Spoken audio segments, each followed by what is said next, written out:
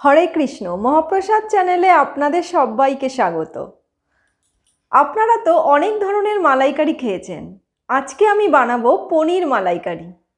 Subscribe করুন আমার YouTube চ্যানেলকে আর তার সাথে বেল আইকনটি প্রেস করার পর অল নোটিফিকেশানে ক্লিক করুন আমার রান্না সবার প্রথম দেখার জন্য। তাহলে চলুন শুরু করা যাক। পনির মালাইকারি বানানোর জন্য আমি এখানে 200 গ্রাম পনির নিয়েছি আর পনিরগুলোকে দেখুন একটু লম্বা লম্বা মোটা মোটা করে আমি কেটে নিয়েছি। দেখুন লম্বা কেটেছি আর একটু মোটা মোটাও হয়েছে। আমি এখন এই পনিরগুলোকে একটু নুন মাখিয়ে রাখবো। তার জন্য আমি 1 টিস্পুন নুন ছড়িয়ে দিচ্ছি ওপরে। এবার খুব আলতো করে পনিরগুলোকে নুন মাখিয়ে নেব আমি। এখন আমি 1 কাপ পরিমাণ নারকেল কোড়া নিয়েছি। এই নারকেল কোড়াটাকে আমি মিক্সিং জারের মধ্যে ঢেলে দিচ্ছি। এর মধ্যে আমি খুব সামান্য পরিমাণ একটু জল দিচ্ছি। এবার এই নারকেল কোড়াটাকে মিক্সিতে খুব ভালো করে বেটে নেব। নারকেলটাকে আমি খুব ভালো করে মিক্সিতে বেটে নিয়েছি। দেখুন বাটার পরে এইরকম মিহি হবে, বেশ একটু ক্রিম ক্রিম ভাব আসবে। এখন আমি এটাকে একটা পাশে রেখে দিচ্ছি। কড়াইতে আমি 4 চামচ পরিমাণ সাদা তেল গরম করতে দিয়েছি। তেলটা গরম হলে আমি এর মধ্যে নুন মাখানো পনিরগুলোকে দিয়ে ভেজে নেব। পনিরগুলোকে এইরকম একটু লালচে লালচে করে ভেজে আমি তুলে নেব। এবার ওই তেলের মধ্যেই আমি 1 চামচ পরিমাণ দেশি গাওয়া ঘি দিচ্ছি।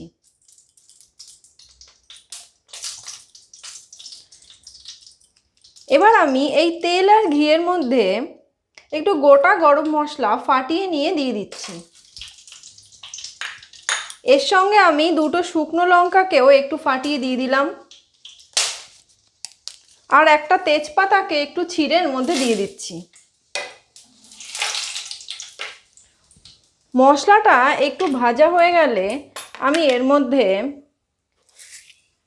ওই আন্দাজ মতো 1 চামচ পরিমাণ চিনি দিয়ে দিচ্ছি। এইভাবে তেলের মধ্যে চিনি দিলে কালারটা খুব ভালো আসে।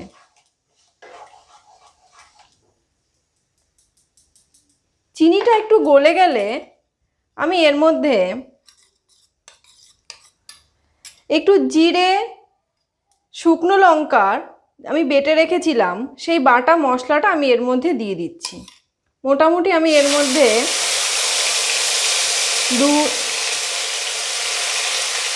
4 চামচ পরিমাণ জিরে আর শুকনো লঙ্কা বাটাটা দিয়ে দিলাম।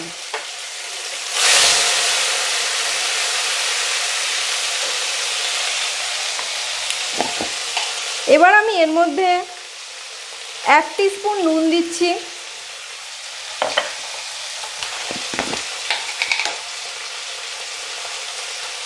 এক টিস্পুন হলুদ দিচ্ছি। দিয়ে পুরো মশলাটাকে খুব ভালো করে কষিয়ে নেব।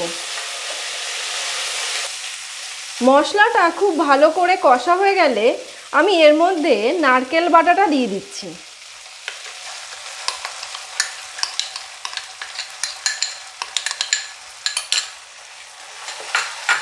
এবার নারকেল বাটার সঙ্গে মশলাটাকে খুব ভালো করে কষাতে হবে।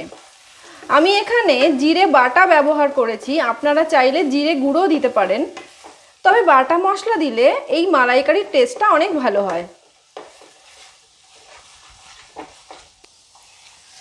প্রায় 2 মিনিট ধরে নারকেলের সঙ্গে মশলাটাকে খুব ভালো করে কষিয়ে নিতে হবে। যখন এই রকম তেল ছেড়ে যাবে মশলাটা থেকে তখন আমি এর মধ্যে একটুখানি জল দিয়ে দেব। মোটামুটি আমি 1 কাপের একটু বেশি জল আমি এখানে দিলাম।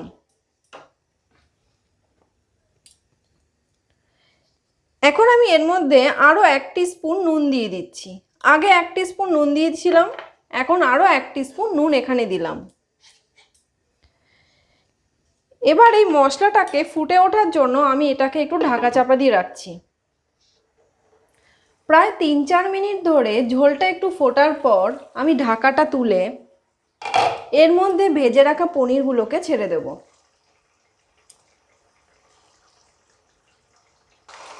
পনিরগুলো দেওয়ার পর পনিরগুলোকে একটু উল্টে পাল্টে দিয়ে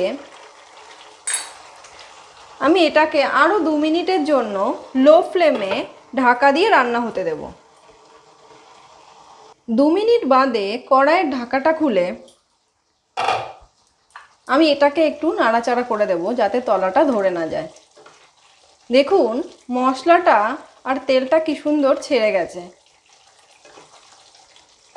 এখন আমি এর ওপরে প্রায় 3 চামচ পরিমাণ ফ্রেশ ক্রিম ছড়িয়ে দিচ্ছি। আপনারা ফ্রেশ ক্রিমের পরিবর্তে ঘরে থাকা দুধের সরকে একটু ফেটিয়ে নিয়ে দিয়ে দিতে পারেন। আর না হলে এরকম ফ্রেশ ক্রিমও ব্যবহার করতে পারেন।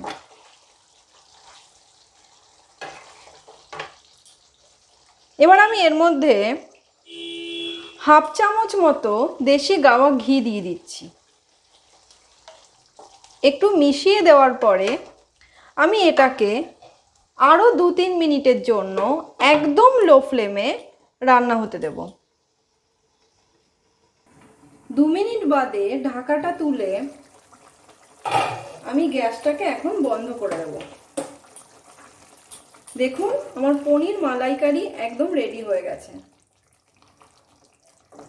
এখন আমি এটাকে কড়াই থেকে নামিয়ে নেব। পনির মালাইকারিকে আমি কড়াই থেকে এই পাত্রে নামিয়ে নিয়েছি। এখন আমি এটা রাধা মাধবকে ভোগ অর্পণ করব। আপনারাও বাড়িতে এইরকম পনির মালাইকারি বানাবেন আর সামনে রাস পূর্ণিমাতে রাধা মাধবকে ভোগ অর্পণ করবেন। আর আজকের রেসিপিটি যদি আপনাদের ভালো লেগে থাকে তাহলে আমার চ্যানেলটিকে সাবস্ক্রাইব করতে ভুলবেন না আর আমার পাশে থাকবেন। আজকের মতো তাহলে আমার রান্না এই পর্যন্তই। আবার চলে আসবো নতুন কোনো রেসিপি নিয়ে। সবাই ভালো থাকবেন। হরে কৃষ্ণ।